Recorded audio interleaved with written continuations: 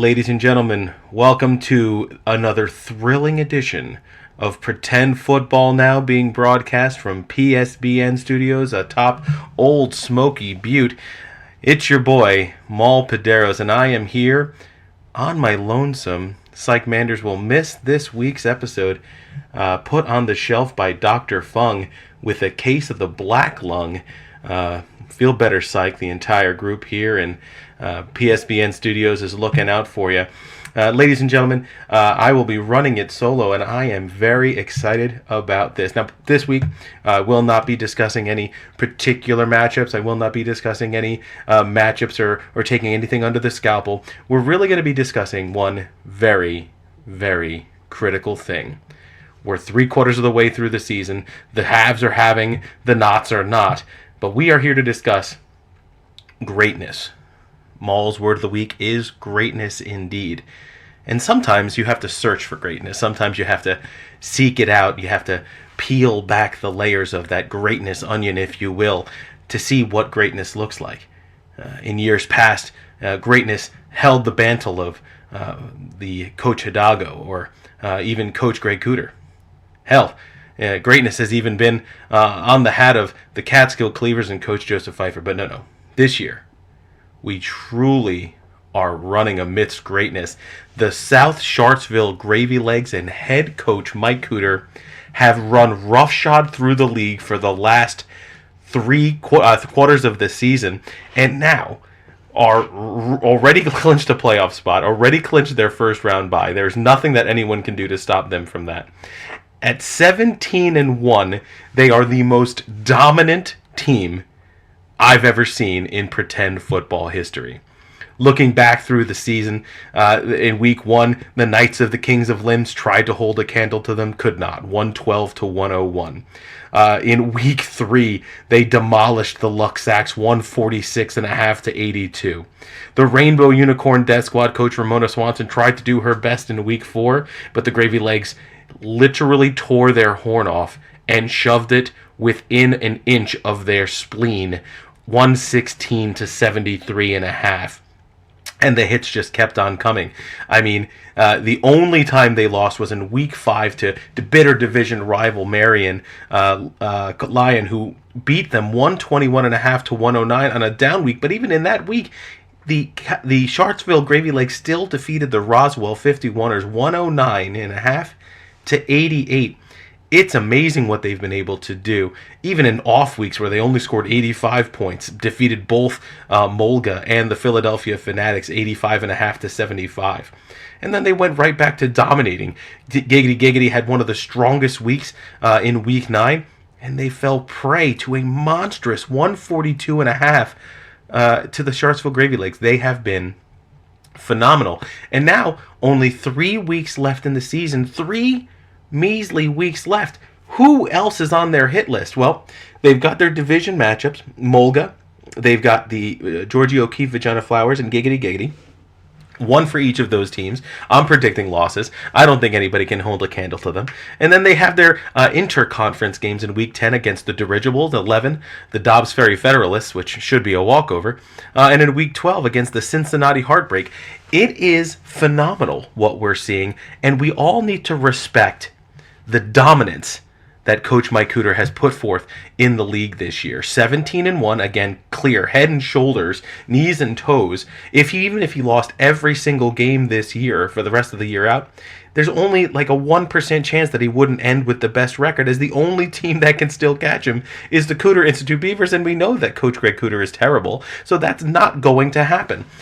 The South Shartsville Gravy Legs will end this season with the greatest win-loss record in history. Will go into the playoffs super hot, and I'm predicting a complete and utter domination of every single single win-loss category that there is. Still riding high in the power rankings, number 1. Get this point total: 2,136 points for of the 2,395 potential points that they could have had. An 89.2% efficiency, still among the highest in the league. There's only 190 still out there, and that's the Georgia O'Keeffe Vagina Flowers, who, shockingly enough, did beat the Shartsville Gravy Legs, the only team to do so. His all-play record, if he would have played every single team every week, 116 to 19 losses. I don't know if anybody can stop him, and he's still super active.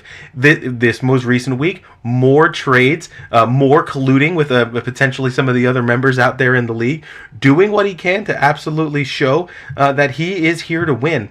He's not resting on his laurels. He's making his team stronger and stronger, and he's on his way. I think that he's got every reason to go ahead and dominate and be the best champion that there is. I'm crowning him right now. I don't think anybody can stop him. I'm hanging my hat on him. He beat up on the Catskill Cleavers last week. The Cleavers were feeling their oats, thinking that they were on their way, cruising to their division lead, but they got smoked 142.5 to 84, and it was a joke. It was a literal joke, like all the literal ha-has. I've never seen anything quite like it. In fact, it was astonishing to see. Let's look at some of the scoring that happened in that particular matchup. I gotta find them in here as this just simply smoked everyone in their mother.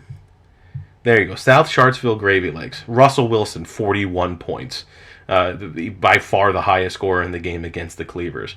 Devin Singletary, 20.5 points. Everybody forgot he existed. Tyler Lockett, newly acquired, 35.5 points. Odell Beckham, who's been awful all season, still added 10 more. Chris Carson, one of the bell cow running backs in the National Football League for the Seattle Seahawks on the Shartsville Gravy Legs, 13 points.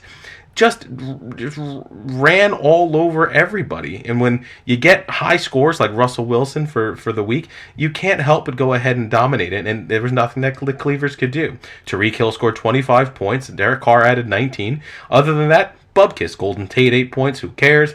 Justin Tucker, we're talking kickers, 6. Nobody gives a crap. Chris Godwin, who's been on a tear at certain points in the season, 9.5. Leonard Fournette, he's bad, 9.5. Mark Walton, I don't even know who that player is, 4.5. This is terrible things from the Catskill Cleavers, and they got beaten badly by the Shartsville Gravy Legs, who just keep on winning. No one can stand in his way. I think we're up for some really fantastic finish to the season. We only got 3 more weeks. 3 more weeks. Can anyone beat him? Can anyone even come close to taking him down? I don't believe so. I'm taking the Shartsville Gravy Legs over Mulga. I'm taking the Shartsville Gravy Legs over the Dirigibles. I'm taking them to beat up on the Georgia O'Keeffe Vagina Flowers in a revenge game. I am certainly guaranteeing a victory over the Dobbs Ferry Rams, who a couple of weeks ago didn't even field a full roster. Definitely going to beat Giggity, and they're going to beat the Cincinnati Heartbreak. I'm predicting 6 more victories, 6 more wins added to their 20. Yeah, that's my pick. 23-1, the number 1 seed, dominating everyone in their way. A true champion. Good job, Mike Cooter. Everyone believes in you. Now all you got to do is go out and get it.